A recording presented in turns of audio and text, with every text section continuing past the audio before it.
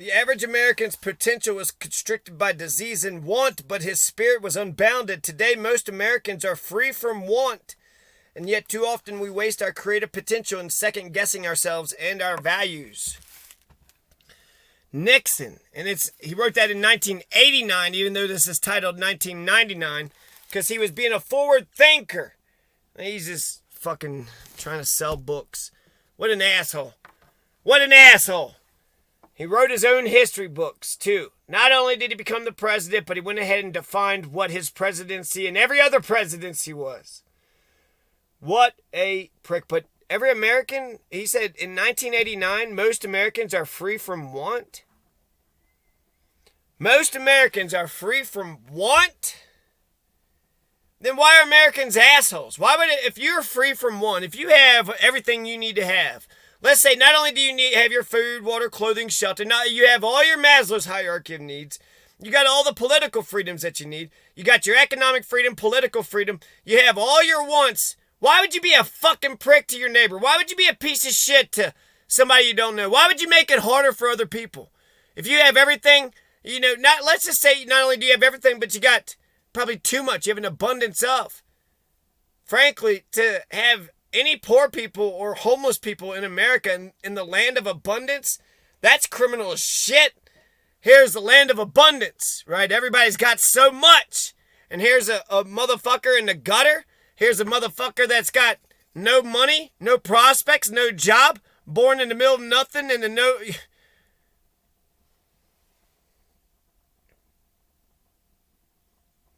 The politic Greeks who lived under a popular government knew of no other force to sustain and support it but virtue. The modern inhabitants of that country are entirely taken up with manufactures, commerce, finances, riches, and luxury. We're still talking about Montesquieu and the three branches of government. We're starting to talk about virtue. Book 2, Chapter 2. All countries have a law of nations, not excepting the Iroquois themselves, though they devour their prisoners. The Iroquois are the ones that actually come up with the federal government. America's 50 states, right? So we have 50 independent nations all under one nation, right? E pluribus unum. Out of many nations, there is one. All countries have a law of nations, not excepting the Iroquois. For they sinned, and so the Iroquois, there's the 6 nations of the Iroquois, the Tuscarora, and the Mohawks, and the Mingo, right? When the Mingo part of, so the Mohawks and the Oneida, the Onondaga, the Oneida, and the Tuscarora. The Tuscarora is the hemp people. The Tuscarora people, the hemp, the marijuana people. So the Tuscarora people, part of the Iroquois nation, they're like the 6th one. They're the one that came in later. They're kind of like the Ukraine, right, of the Iroquois nation. They're like the Alaska or the Hawaii of the American nation. So the Tuscarora, number 6, because it used to be like the 5 civilized tribes, and then, then the Tuscarora ruined it all. But the point being is you had 5 to 6 nations, but they were all the Iroquois. They all met at the Long House. So the Iroquois all united together. And because of that unity, just like if you watch Survivor, who was that Richard Engel? He got a bridge named after him. But anyways, the way he won Survivor was he started a union in the very beginning, and then that union was able to crush all the other individuals who were not unionized. Now, the book, The Spirit of the Laws, was written in 1750 by a guy named Charlie Montesquieu. Book number 6 of the laws that form political liberty with regard to the Constitution is probably the most important book. Book number 6, okay, of the Constitution of England. It's section 6, book 6, however they divide the thing. But this is where the 3 branches of government comes from. I had a lawyer that told me that here in the 12th Judicial District, they don't believe in the 3 branches of government. They don't believe in Montesquieu. They don't believe in a separation of powers. In every government, there are 3 sorts of power. 1, the legislative branch. 2, the executive in respect to things dependent on the laws of nations. And then 3, the executive in regard to matters that depend on the civil law. I'm going to read that 100,000 times because that is so important. When it comes to the separation of powers, you got to go to the original source. Who the hell is even saying this? It's this damn Baron de Montesquieu. It's this Charlie. Every constitution in the world has the three branches of government. They modeled it after America. America got it from Montesquieu. And what did Montesquieu say? Montesquieu, he said, in every government there's three sorts of power. One, the legislative. Two, the executive, in respect to things dependent on the laws of nation. And three, the executive, in regard to matters that depend on the civil law. That's fantastic. I can, let's read it again, because I'm thinking about it in so many different ways every time I read it. In every government, there are three sorts of power. One, the legislative. It seems clear as fuck. We all know what the legislative is. They write the laws, change the laws, throw the laws out, whatever, right? They amend the laws, write new laws, keep the old laws. That's the legislator. That's what they do. So they try to spend money in the budget, and they try to take, powers from the judiciary and the executive. They're supposed to jealously guard their power.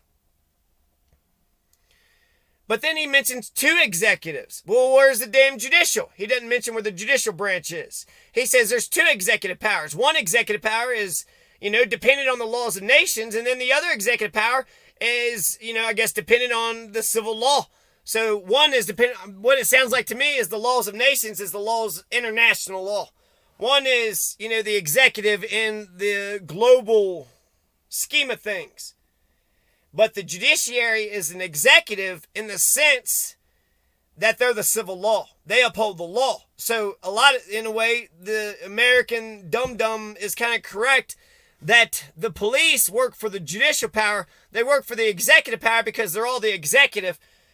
The legislative and the executive, the county commissioners, they do a shit job of getting the police to execute their will. Now, the sheriff is, independently elected.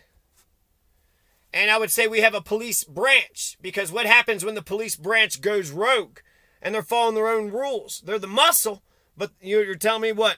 Man is corrupt, man is corruptible, and what? Give him power and all of a sudden he doesn't have? And if that's the case, then we all need to move to Archuleta County if Wayne Bryant becomes sheriff, because he's going to deputize all citizens. All citizens will become police officers. And I think that, we all do need power, some power. Anyways, the separation of powers. In every government, again, Montesquieu, Book 6, Chapter 6. Book 6 on the laws that form political liberty with regard to the Constitution. Chapter 6 of the Constitution of England. Of the Constitution of England. In every government, there are three sorts of power. The legislative, the executive, and the executive. Where's the judiciary? The executive in respect to things dependent on the laws of nations, and then the executive in respect to things dependent on civil law. So, I guess we'd have to look more into the law of nations. What does Montesquieu think about the law of nations? But I feel like it feels clear to me. I feel like I understand the three branches of government, the four branches of government pretty clearly. Now, the legislative branch, by the virtue of the first, the prince or magistrate enacts temporary or perpetual laws and amends or abrogates those that have already been enacted. So those are his three jobs. The three functions of a legislator are as follows. 1, pass a temporary law. 2, pass a perpetual, long-term, eternal law. Number 1, pass a temporary law. Number 2, pass an eternal law. Or 3, amend or abrogate the old laws. Those are the three functions of a legislator. It seems like nobody argues about that. Everybody understands the legislator and their job and their limitations. Now, the executive, by the second, he makes peace or war. The executive can make peace or war. They can send and receive embassies, so they could, say that person speaks for the whole nation. They can establish the public security. Now, that's interesting. If they're establishing the public security, that means the king has to have their own goons. The king has to have his own men. The king's men, the government's men, the mayor's men, the president's men, the government's police. The governor has to have his own police force, and the president has to have his own police force. And the mayor and the county commissioners have to have their own police force, or have the sheriff listen to them in order to make sure that the public security is secure. The county commissioners, they get the money in the budget and the taxes and whatnot. So there's some other things by the executive. Collect taxes and spend those taxes. The budget, the power of the purse, that's one of the biggest powers that you got. So you got one, legislative branch, two, executive branch, spends the money, does taxes, provides against invasions, establishes public security, sends or receives embassies, makes peace or war. The judicial branch, by the third, he punishes criminals or determines the disputes that arise between individuals. Judicial, by the third, he punishes criminals or determines the disputes that arise between individuals. Wow. So the executive branch and the judicial branch are basically split between the power. The legislators, we know what the legislators do. The complication comes when it comes to the police being the executive branch, because when a police officer arrests somebody, they are executing a public policy. They are executing a law. They are executing somebody's law, right? A legislator, judicial, executive, or their own. And so that's why I say there's clearly four branches of government. But since we got police reform here in Colorado, there's hope in Colorado that we can actually reform the police, and maybe we can make them the conduit. We don't want the police to make any decisions. We want the police to show up to the bank robbery, and the bank robber has, a black mask with a money bag. We want the police officer to arrive on the scene, clearly see the crime and the criminals for themselves, and make the arrest, and to do their damn jobs, and to arrest the major crimes and the major criminals. We want good police to punish the criminals. But do they work for the executive branch, the 3 county commissioners, or do they work for the judges and the DA? In order to get them thrown into jail, they'll have to do what the judge and the DA says. In fact, it makes sense for the cops and the judge and the DA to be in tandem with one another, to know, what the other one wants or prefers or what they prioritize. So according to Montesquieu, the judicial branch is the executive power that punishes criminals, the executive power that determines the disputes that arise between individuals. So that's civil law, criminal law, civil law. The judicial branch, according to Montesquieu, is there to enforce criminal and civil law. According to Montesquieu, the legislative branch is there to enact temporary or perpetual laws or to amend the laws. And for the executive branch, provides against invasions, make peace or war, sends and receives embassies, and establishes the public security. The latter we shall call the judiciary power, and the other simply the executive power of the state. When the legislative and executive powers are united in the same person, or in the same body of magistrates, there can be no liberty, because apprehensions may arise lest the same monarch or senate should enact tyrannical laws to execute them in a tyrannical manner. Again, there is no liberty if the judiciary power be not separated from the legislative and the executive. So, before, you should be outraged, right? The county commissioners are both the executive and the legislative branch. But the reason why you shouldn't be outraged, there's 3 county commissioners. That's a triumvirate. They have a different checks and balances. They check each other.